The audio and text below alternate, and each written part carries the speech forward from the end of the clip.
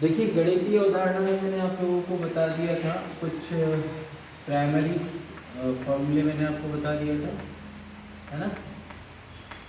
गणितीय अवधारणा जो कि हमारे कहाँ पे यूज होंगे, फिजिक्स में जो गणितीय यूज होते हैं जनरली, तो कुछ फॉर्मूले मैंने आपको बताए हुए थे, है ना। और कुछ अपन त्रिकोणमिति के फॉर्मूले आपको पता होने चाहिए, 10th क्लास में आप लोगों ने पढ़ा होगा, मैं रिवाइज कर दे रहा हूँ, ठीक है। जैसे अपने पास एक समकोण त्रिभुज होता है ना, समकोण त्रिभुज, इसमें मान लो एंगल थीटा है, हमने इसके ए बी सी ले लिया, ठीक है। तो इससे रिलेटेड आपको कुछ फॉर्मूले आपको पता होना चाहिए, जैसे sine square theta plus cos square theta is equals to 1, ये आपको पता होना चाहिए, है ना। 1 plus tan square theta is equals to sec square theta, 1 plus cot square theta is equals to cosec square theta, ठीक है। और साइन थीटा बराबर लंब बटे कर्ण, है ना।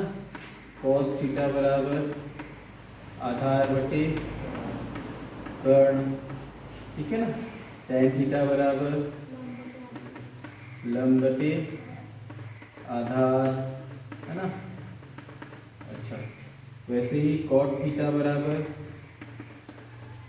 आधार बटे लंब, है ना। तो देखिए ये जस्ट इसका उल्टा है, तो इसको अपन क्या लिख सकते हैं, 1 कॉट थीटा, इसको क्या लिख सकते हैं 1 सेक थीटा, इसको क्या लिख सकते हैं 1 कोसेक थीटा, ऐसा लिख सकते हैं ना।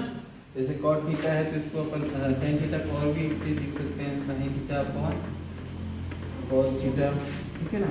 ये क्या होता है 1 टेन थीटा, इसको अपन ऐसा भी लिख सकते हैं cos theta upon sine theta, ठीक है ना।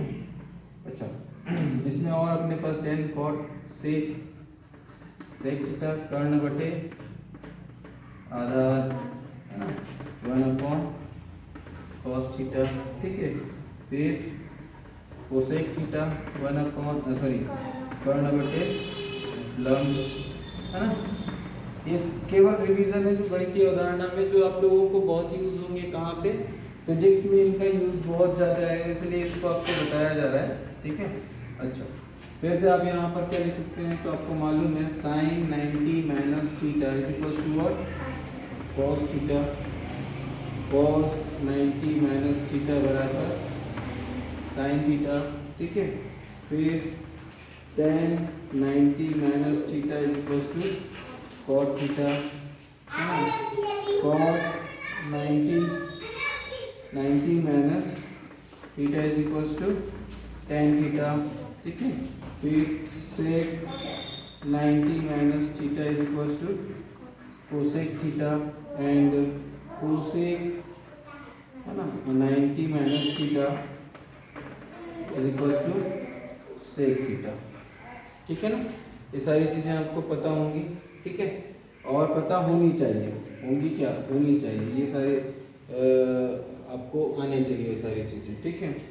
फिर इसमें और हमारे पास ये चीज़ें आप नोट कर लेंगे सारे के सारे, ठीक है, ये काम आएंगे मैथमेटिक्स वालों के लिए तो और इम्पोर्टेंट है ना।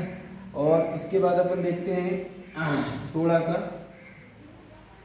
इसी में, जैसे मान लीजिए हमको क्या दिया है, तो आपको थोड़ा सा इसमें एग्जांपल और आपको कई बार दिया जाता है, आपको दे दिया जाता है, मान लीजिए अपन को दिया है sine theta is equal to 3/5, है ना।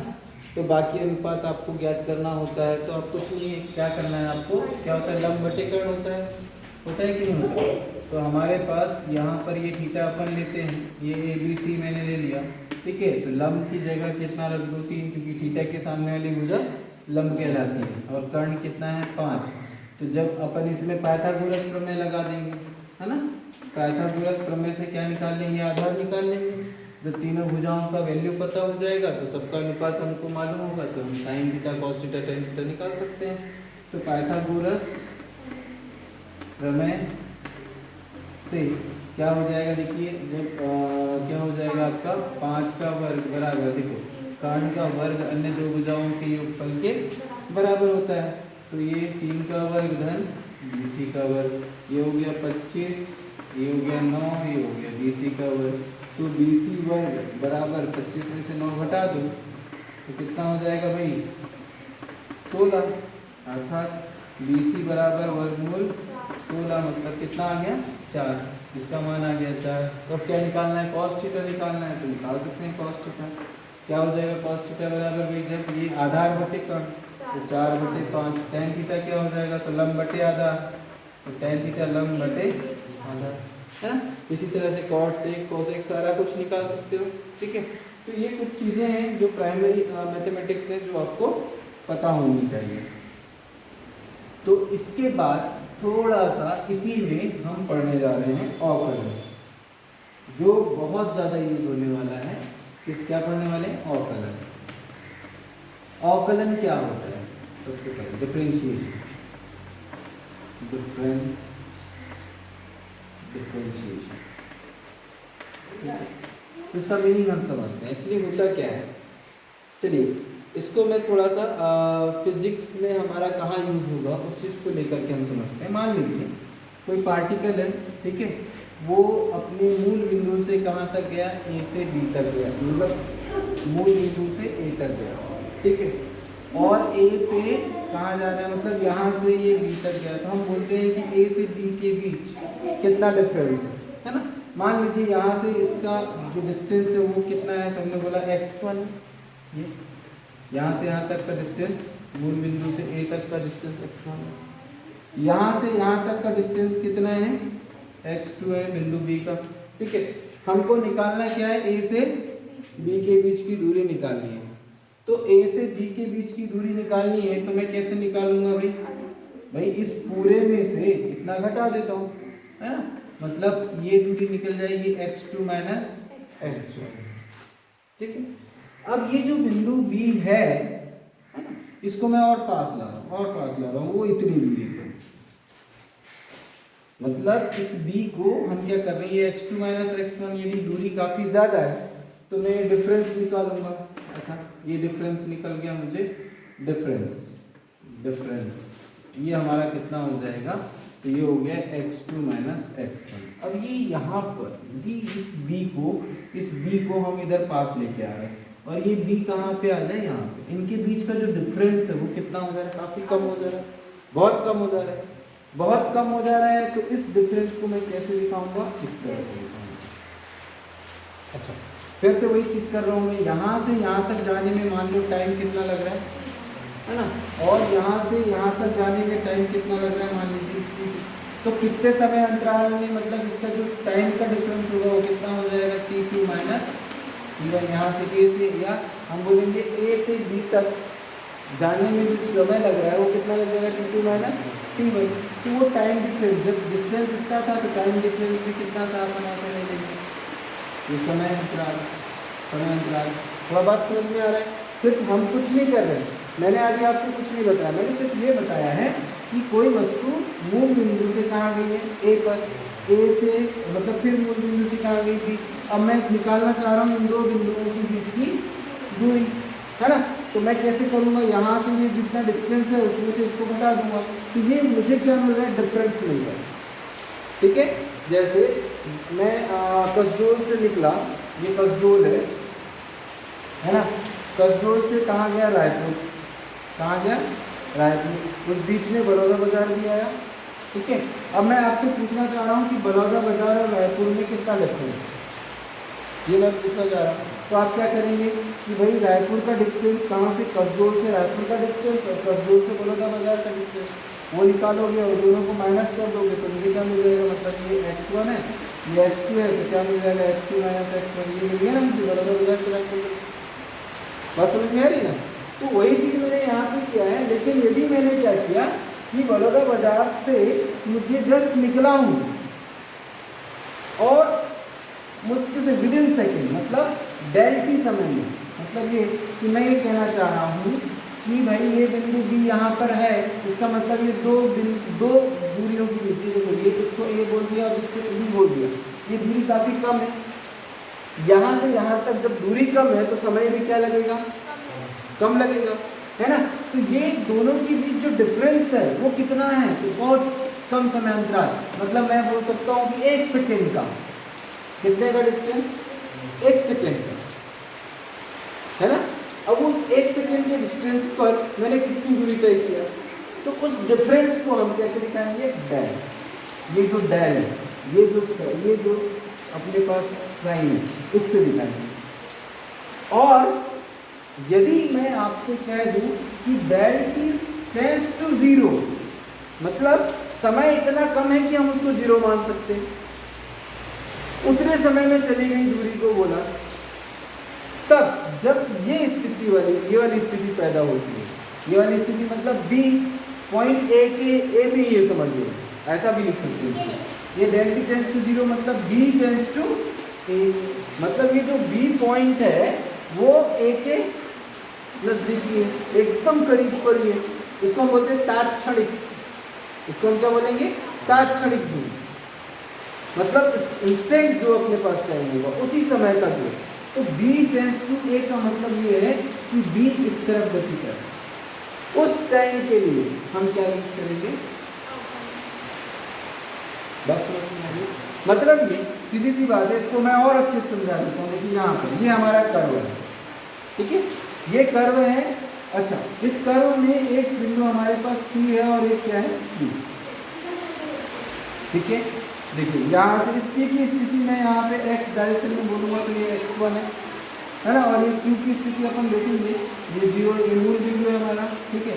तो यहाँ से इस Q की स्थिति जो होगी, देखिए P की स्थिति x1, ठीक है, और इस Q की स्थिति क्या हो गई, x2, है ना। अब हम ये मान कर चलते हैं कि ये Q जो पॉइंट है, इसको मैं ये यहाँ पे धीरे धीरे लेके आ रहा हूँ, मतलब ये Q पॉइंट यहाँ पर आएगा। तो देखिए अभी जो डिफरेंस निकालता P और Q का, ये PQ का, वो क्या मिलता, x2 माइनस x3, इस डायरेक्शन में, x दिशा में। y दिशा में निकालता तो देखिए y में क्या होता, ये क्या था, y1, और ये यहाँ पर y लेता तो यहाँ पर y क्या होता, y2। ये वाला डिस्टेंस क्या मिलता मुझे, ये वाला डिस्टेंस मिलता y2 माइनस y1, मिलता कि नहीं मिलता, बस समझ में आ रही, नहीं आ रही। ये y दिशा में हो गया और ये x दिशा में, ठीक है ना, बस समझ में आ रहा है ना बेटा। क्योंकि किसी भी समतल में एक बिंदु को दर्शाने के लिए हमको क्या करना पड़ता है, दो निर्देशांक की आवश्यकता होती है। तो हमारे पास बिंदु P को दर्शाने के लिए दो निर्देशांक के हो गए, यहाँ पर Q को दर्शाने के लिए दो निर्देशांक के हो गए, बस समझ में, है ना। यदि y बराबर क्या है, fx है, मतलब यहाँ पर देखिए जैसे जैसे x को चेंज करेंगे, यदि मान लो मैं यहाँ पर ये वेरिएबल है, यहाँ पर यदि मैं x को चेंज करूँगा तो ये x किस पर निर्भर, y किस पर निर्भर कर रहा है, x पर निर्भर कर रहा है। तो एक बात और मैं आपको बता दूँ, गणितीय रूप में यदि हम देखना चाहेंगे तो ये रिलेशन बताता है किसके बीच, दो चरों के बीच। तो चर राशि भी कितने प्रकार की होती है, दो प्रकार की, याद रखिएगा, चर जो राशि होती है कितने प्रकार की होती है, दो प्रकार की। अब जैसे मैंने y बराबर fx लिखा है, खैर इसको भी मैं अभी समझाऊंगा, पहले ये देख लेते हैं। तो यहाँ पर हम ये बोल रहे हैं कि जो x है, x जो है, इसको मैंने बोला कि भाई ये पॉइंट जैसे यहाँ पे आया ये Q, तो x का जो डिफरेंस है वो कम हो गया। x का डिफरेंस कम हुआ तो क्या y का हुआ कि नहीं हुआ, y का भी कम हो गया। यदि मान लीजिए मैंने क्या कहा, y बराबर x², ऐसा लिख दिया, ठीक है। तो यदि मैं x को क्या कर दे रहा हूँ, देखो ये रिलेशन है, y बराबर fx क्या है, f क्या बताता है, f बताता है क्या, आपका रिलेशन, क्या बताता है, संबंध बताता है किसके बीच, x और y के बीच। क्या संबंध है x और y के बीच, तो मैंने क्या कहा, y बराबर कितना है, x² है। यदि x का वैल्यू 1 रखता हूँ, देखिए यहाँ पर x बराबर 1 रखता हूँ तो y बराबर क्या मिल जाएगा, 1 मिल जाएगा। x बराबर 2 रखता हूँ तो y बराबर, देखो x बराबर 2 रखा तो y बराबर कितना मिल गया, 4 मिल गया। यदि x बराबर मैं क्या रख रहा हूँ, 3 रख रहा हूँ तो y बराबर कितना मिल जाएगा, 9 मिल जाएगा, बस समझ में आएगा। तो x का मान जैसे जैसे मैं परिवर्तित कर रहा हूँ, y का मान क्या होते जा रहा है, बदलते जा रहा है। तो यहाँ x का मान खुद से परिवर्तित कर रहे हैं तो x किस तरह का चर हो जाएगा, स्वतंत्र चर। चर कितने प्रकार के होते हैं, दो प्रकार के, स्वतंत्र चर और परतंत्र चर, है ना, परतंत्र चर। तो यहाँ पर देखिए, यहाँ पर जो x है जिसका मान मैं स्वयं खुद से आर्बिट्रेरली चेंज हो रहे हैं तो वो क्या कहलाएगा, स्वतंत्र चर। अब जैसे ही x का मान चेंज हुआ तो y का मान भी बदलते जा रहा है। x का मान 1 था तो y 1 था, x का मान 2 था तो y 4 और x का मान 3 रखा तो y 9। अर्थात x का मान किस पे निर्भर कर रहा है, सॉरी y का मान किस पर निर्भर कर रहा है, x पर निर्भर कर रहा है। अर्थात यहाँ पर y कैसा होगा, परतंत्र चर और x स्वतंत्र चर। तो दो चरों के बीच जो रिलेशन बताता है ना, वो भी उसको भी हम क्या बताएंगे, उसको अवकलन से डिफाइन करेंगे। अभी मैं बताऊंगा उसको और अच्छे से समझो। तो यहाँ पर ये चीजें समझ में आ रही हैं। यहाँ पर ये जो हमारे पास ले रहे हैं तो यहाँ पर भी मैं क्या कंडीशन ले सकता हूँ, Q tends to P। Q जो पॉइंट है वो कहाँ आ रहा है, PQ है। तो उनके बीच जो बहुत मिनिमम डिफरेंस होगा, मतलब मैं यहाँ पर क्या लिख सकता हूँ, देखिए यहाँ पर मैं लिख सकता हूँ, जैसे यहाँ से ये डिस्टेंस आया तो ये जो डिफरेंस है, ये जो डिफरेंस है इसको मैं क्या लिख सकता हूँ, डेल वाई। ये वाला जो अपने पास डिफरेंस होगा उसको क्या लिख सकता हूँ, डेल एक्स लिख सकता हूँ। ये जो अपने पास क्या हो जाएगा, डेल एक्स और ये डेल वाई। बस समझ में आ रही है। अच्छा, और ये जो स्लोप होता है, स्लोप को हम कैसे दिखाते हैं, ये जो स्लोप है, स्लोप को याद रखिए टेंजेंट किससे दिखाते हैं, टेंजेंट। टेन थीटा बराबर क्या हो जाएगा, देखो परपेंडिकुलर अपॉन बेस, मतलब लंब बटे आधार, del x upon del y लिख सकता हूँ। अच्छा, अब मान लेता हूँ कि ये जो डिस्टेंस है वो कितना है, h। बस समझ में, ये डेल एक्स को क्या मान लिया मैंने, h मान लिया है ना। तो इसमें इस x में क्या जोड़ा, तो h जोड़ा। बात समझ में आ रही, ये वाला पॉइंट जो होगा यहाँ से ये q जो होगा वो क्या मिलेगा, यदि अपने पास ये x2 है, ये पॉइंट क्या है, x2 है, तो मुझे इसको मैं कैसे निकाल सकता हूँ, देखो x2 बराबर x1 प्लस h लिख सकता हूँ कि नहीं भाई, यहाँ से वो h चला तभी तो x2 बिंदु पर आया, x1 से कितना ज्यादा चला, h ज्यादा चला तभी तो कितना आया, x2 पर आया। अर्थात मैं क्या लिख सकता हूँ, x2 minus x1 is equal to, हाँ या नहीं, बस समझ में आ रही है। अच्छा, y बराबर किससे डिफाइन है, fx। तो मैं यहाँ पर देखिए ये जो अपने पास है x1 बराबर y1 बराबर मैं इसको fx1 लिख सकता हूँ। अब यहाँ पर जैसे ही वो आगे गया तो मैं इसको ऐसे क्या लिख सकता हूँ, y2 को क्या लिख सकता हूँ, तो fx1 प्लस लिख सकता हूँ कि हाँ या नहीं, ठीक है ना। तो इस तरह से थोड़ा सा यहाँ पर आपको समझ में आना चाहिए। तो मुझे क्या चाहिए, ये जो डिस्टेंस है वो किस टाइम का लेना है मुझे बेटा, तो जब Q टेंड्स टू P, या हम डेल टी यहाँ तक जाने में जो समय लगेगा उस डेल टी को क्या करें, 0 करें। तो जो रिलेशन आएगा वो अवकलन, मतलब हम क्या करते हैं, अवकलन में वो बड़ा सा जो डिफरेंस है उसको हम क्या करते हैं, छोटा छोटा टुकड़ा करते हैं। अच्छा, तो थोड़ा सा और समझते हैं।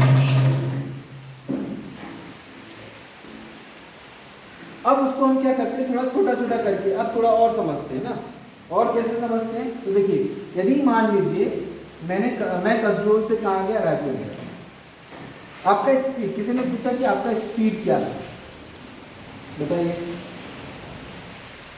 कितनी स्पीड से आप आ रहे हैं। तो मान लो कसडोल से रायपुर का जो दूरी है वो 120 किलोमीटर है, ठीक है। और आप कितने घंटे में पहुंच गए वहां पे, तो 3 घंटे में कहाँ पहुंच गए आप, रायपुर पहुंच गए। कसडोल से रायपुर कितने घंटे में पहुंच गए, आपका स्पीड कितना होगा, 40 किलोमीटर प्रति आवर होगा कि नहीं, पर घंटे। 1 घंटे में आप कितना चल रहे हैं, 40 किलोमीटर। अच्छा, अब मुझे एक बात बताओ, क्या आपने जो बोला वो सही बोला, आपने जो बोला क्या वो सही है, क्यों, क्योंकि चाल कम भी हो सकती है, ज़्यादा भी हो सकती है। हाँ, क्यों, क्योंकि जब आप कसडोल से जा रहे हैं, कहाँ तक, रायपुर तक जा रहे हैं, तो इतने भी कि कहीं चाय पीना पड़ गया हो आपको, तो आप चाय पीने के लिए रुके, है ना। तो चाय पीने के लिए जब आप रुकेंगे तो वहां पर आपकी स्पीड कितनी हो गई, 0, है ना। कई जगह ऐसा हुआ होगा कि रास्ता खराब होगा तो तो आप वहाँ 20 किलोमीटर पर आवर की स्पीड में चल रहे होंगे। कई जगह रास्ता बहुत अच्छा होगा तो वहाँ पे आप 80 किलोमीटर पर आवर की स्पीड में चल रहे होंगे। तो क्या सभी जगह एक समान रूप से आप इतनी स्पीड में चले? नहीं। तो आपने जो बोला वो सही बोला कि गलत बोला? गलत। तो यदि मान लीजिए मैं ऐसा ना पूछ करके, मैंने आपको ये नहीं पूछा कि आप का स्पीड कितना रहा, कहाँ से, कसडोल से रायपुर का, मैंने आपसे ये पूछा कि आप 10 बजे यहाँ से निकले और 1 बजे यहाँ पहुँचे, तो मैंने आपसे पूछा कि 10:15 20 सेकंड में आपकी स्पीड कितनी थी, ऐसा पूछूं तब बात समझ में आएगी? यदि मैंने आपसे ये क्वेश्चन किया तब क्या होगा, तब कैसे निकालेंगे, तब की स्थिति में हम किसका प्रयोग करेंगे? इंस्टेंट, तात्क्षणिक, उस पर्टिकुलर टाइम ड्यूरेशन पर आपका स्पीड क्या था। बात समझ में? हो सकता है इतने समय में आपका स्पीड कितना हो, तो 100 किलोमीटर पर आवर की स्पीड में आप चल रहे हो। इट मे बी कि 20 किलोमीटर पर आवर की स्पीड में चल रहे हो। बात समझ में? तो अब उसको कैलकुलेट कैसे करते हैं वो मैं आपको बता देता हूँ। तो देखिए अवकलन को समझने के लिए पहले हम चर और अचर को समझ लेते हैं। क्या कर लेंगे? चर और अचर। अचर, ठीक है। तो चर राशि कितने प्रकार की होती है? 2 प्रकार की होती है। हम बोलेंगे, देखो मैंने आपको यहाँ पे बता दिया है y बराबर fx। तो यहाँ पर हम इससे क्या समझते हैं? देखिए यहाँ पर इससे हम क्या समझते हैं, ये फंक्शन, ये क्या है, ये फलन। y किसका फंक्शन है? x का फंक्शन है ना, x का फंक्शन है। तो यहाँ पर ये जो हमारे पास ये x की वैल्यू है x1 है ना, x2, ये हम यहाँ पे कर लेते हैं x3, और यहाँ पर हमारे पास क्या है, ये y1 y2 या y3, इस तरह से हम ले लेते हैं, है ना। तो देखिए यहाँ पर यदि मैं ऐसे ले लूँ, इन दोनों के बीच रिलेशन बना देता हूँ मैं, y बराबर x प्लस 2 x² प्लस 2 ऐसा ले लेता हूँ। चलो x की वैल्यू 1 रखिए, तो x1 कितना आ जाएगा अपने पास, x1 बराबर 1 ले लेता हूँ, ठीक है। यहाँ पर मैंने 1 रखा, तो y कितना आ जाएगा बताइए, y1 कितना आ जाएगा 3। बात समझ में आ रही है? अच्छा x2 कितना रख दे रहा हूँ मैं, तो x2 में रख दे रहा हूँ 2 रख देता हूँ, ये 2 रख दिया, तो कितना आ जाएगा 6 आ जाएगा, ठीक है। x3 कितना रख दे रहा हूँ मैं, 3 रख देता हूँ, तो कितना आ जाएगा ये 3। तो ये इनके बीच जो रिलेशन है x और y के बीच, इस रिलेशन को, ये जो अपने पास रिलेशन बता रहा है, या हम बोलेंगे x1 का प्रतिबिंब यहाँ पर है ना, तो हर एक का प्रतिबिंब यहाँ पर मौजूद है। तो ये जो अपने पास संबंध बताता है, ये ही फलन कहलाता है। एग्जैक्टली फलन कोई, मतलब ये कोई रूल नहीं, ये कोई सूत्र नहीं है, फॉर्मूला नहीं है, that shows the relation between x and y।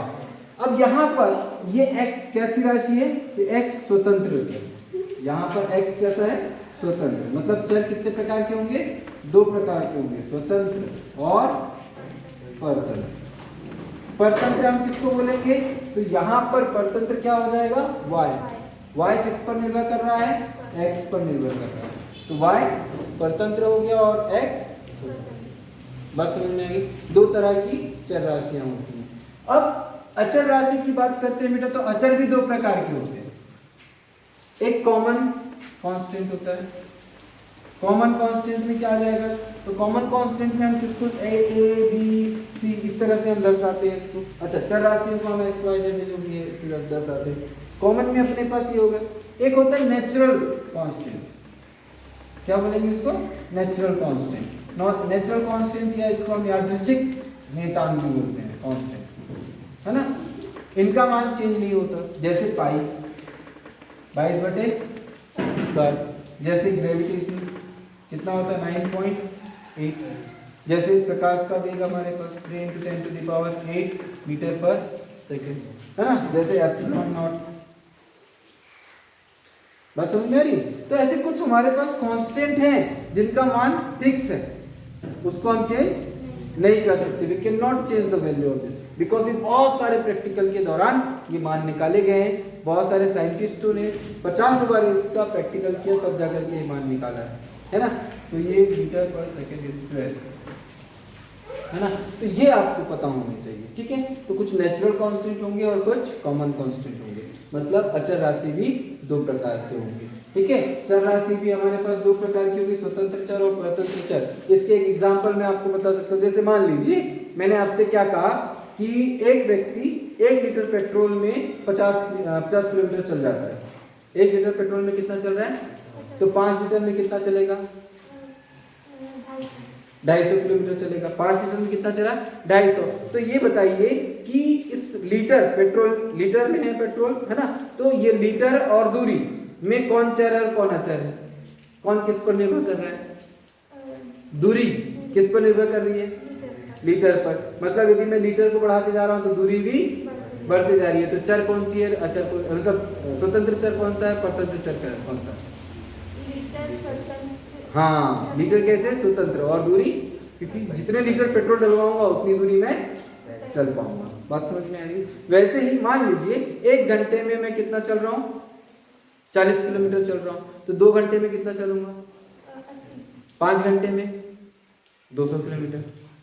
तो यहाँ पर जो समय है और किसके बीच, दूरी, समय और दूरी के बीच रिलेशन आ रहा है। तो समय और दूरी में कौन सा चर है, कौन सा अचर है। समय को मैं बढ़ाते गया तो दूरी भी, जैसे जैसे समय बढ़ाते जाऊंगा दूरी, बस समझ में आ रही। तो क्लियर है, स्वतंत्र और परतंत्र आंसर समझ में आ गया, क्लियर है। अब आगे देखते हैं, ये क्लियर है, ठीक। अब इसमें अवकलन को डिफाइन कैसे किया, देखो। तो जो अवकलन है वो स्वतंत्र और परतंत्र चर के बीच के रिलेशन को बताता है। तो देखिए वो कैसे, तो हम इसको ऐसे लिखते हैं बेटा, देखिए यहाँ पर हम कैसे लिखेंगे, तो इसको लिखते हैं dy/dx, इस तरह से लिखते हैं, है ना। ये dy/dx, इसको y' भी लिखते हैं, ठीक है।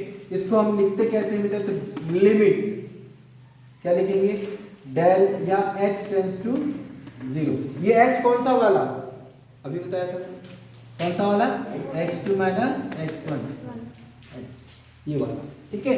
तो यहाँ पर हम क्या लिखेंगे, x plus h minus fx upon what, बस समझ में आ रही। यहाँ पर ये h क्या शो कर रहा है, ये आपका, यदि मैं इसको ऐसे लिख देता हूँ, हाँ चलिए ऐसे भी लिख सकते हैं, लिख सकते हैं ना।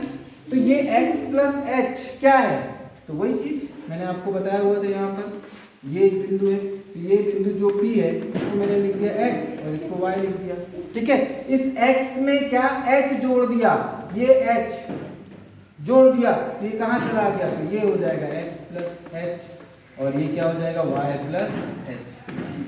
बस समझ में आई, मतलब ये h डिस्टेंस पर जुड़ा, ठीक है। तो देखिए यहाँ पर ये पॉइंट h को यदि मैं क्या कर दूं, तो h टेंड्स टू 0 कर दूंगा, तो ये x पॉइंट, मतलब ये जो q है वो कहाँ पे आ जाएगा, ठीक। ये कौन सी स्थिति आ रही है, इसको मैं ऐसा भी लिख सकता था कि q tends to what, p, मतलब ये यहीं पहुंच गया। बस समझ में आ रही है, मतलब वो डिफरेंस कैसा है, तात्क्षणिक, छोटा सा।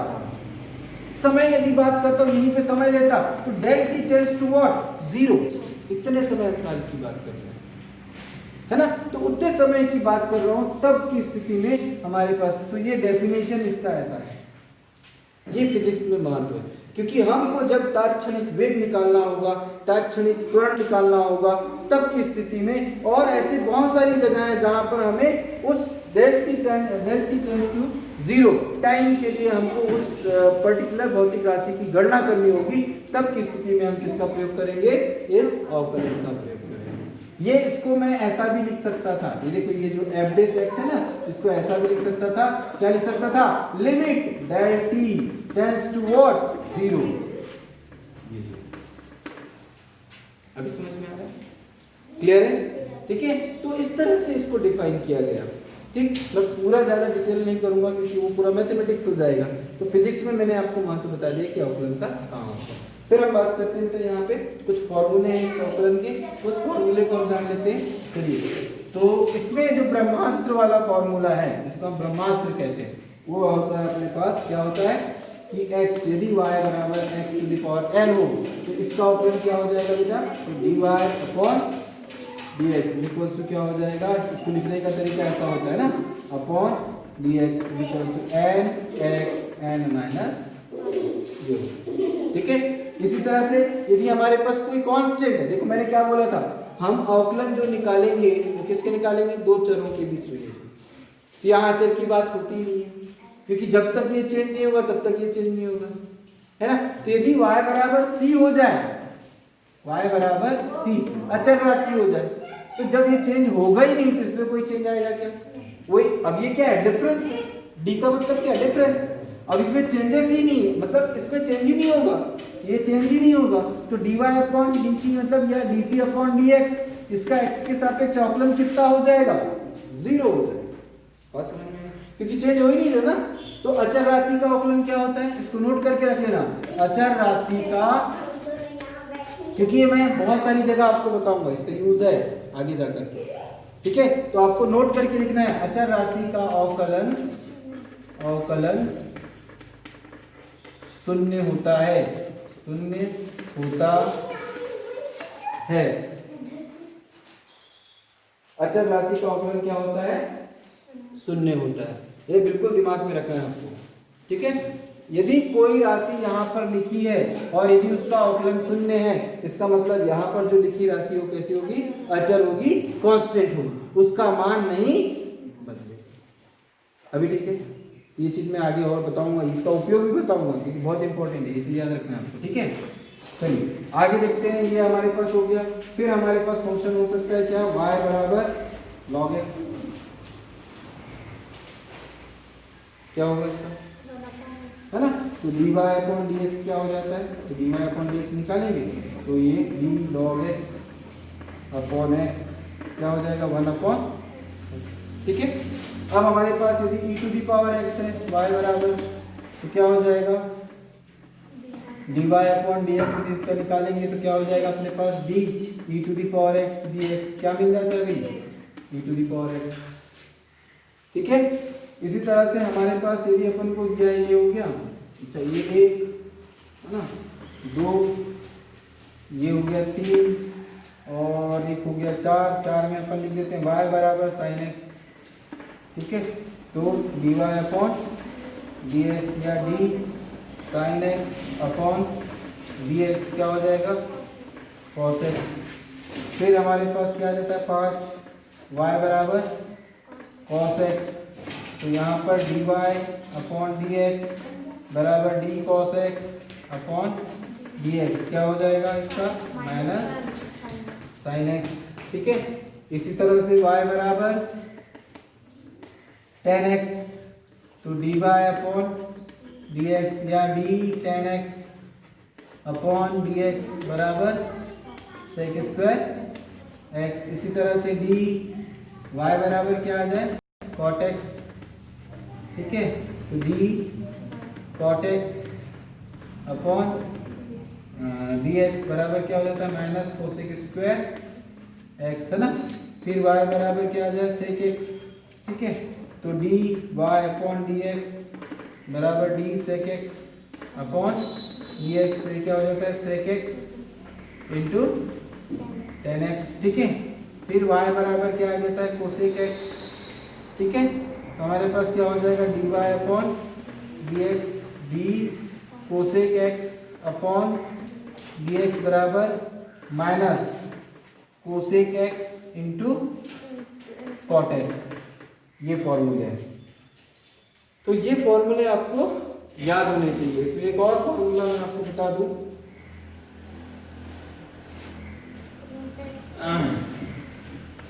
ये a to the power x है ना, y बराबर a to the power x, तो इसका क्या हो जाता है, dy अपॉन dx, तो ये d a to the power x upon dx बराबर a to the power x log e to the power a, ठीक है। तो इस तरह से हमारे पास कुछ कुछ अवकलन है, अवकलन के फॉर्मूले हैं, ठीक है ना। तो इससे रिलेटेड कोई क्वेश्चंस हम देख लेते हैं, ठीक है ना, देख ले क्वेश्चंस, ठीक। तो ये तो आपसे बन जाने चाहिए। इसमें कुछ क्वेश्चंस, एक दो क्वेश्चन देख लेते हैं तो समझ में आ जाएगा। चलिए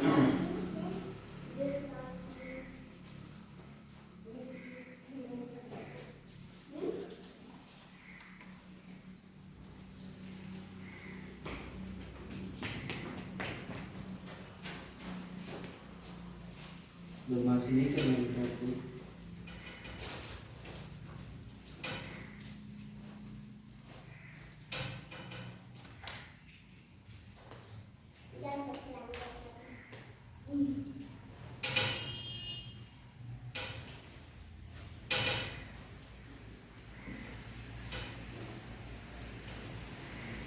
जैसे मान लीजिए हमारे पास ये क्वेश्चन है ना, x square plus root x ये दिया है वाई। अब क्वेश्चन तो दिया नहीं है, देख लेते, ठीक है, फिर देख लेते। तो d y upon d x मुझे निकालना है, तो हम क्या निकालेंगे, देखिए ये एक्स स्क्वायर है, ठीक, तो हम क्या लिखेंगे, डी वाई की जगह x square upon d x plus यहाँ रूट एक्स का मतलब क्या है, एक्स की पावर कितनी, 1/2 की पावर, ठीक है।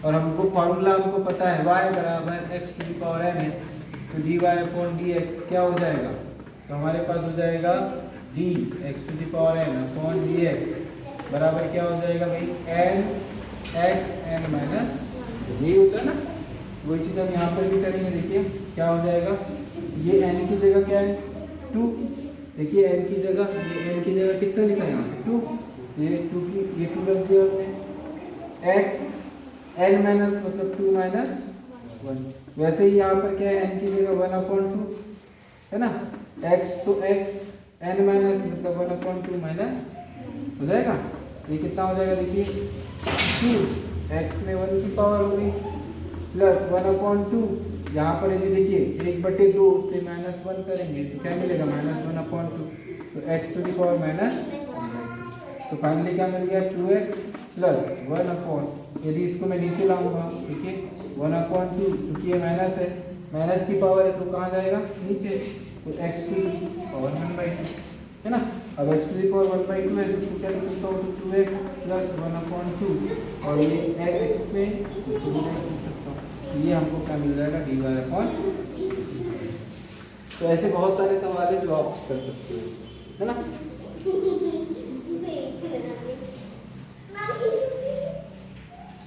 तो आज हमने अवकलन समझा, ठीक है, इसके बाद हम क्या देखेंगे, इसके बाद वाले वीडियो में समाकलन और कुछ और भी गणित के अपने पास कुछ पार्टिकल्स हैं, तो ये आपके यूज़ में बहुत सारे हैं, बहुत यूज़ में आने वाले हैं, याद रखिए, ठीक है, ये बहुत सारे यूज़ में आएंगे, इनको आपको बहुत अच्छे से करना है, क्योंकि फिजिक्स में कहीं ना कहीं ये उपयोगी हैं और ये सारे फॉर्मूले आपको आएंगे। तो आज के लिए इतना काफ़ी, कल देखेंगे इसको नेक्स्ट मैथमेटिक्स के लिए, ठीक है। एक्चुअली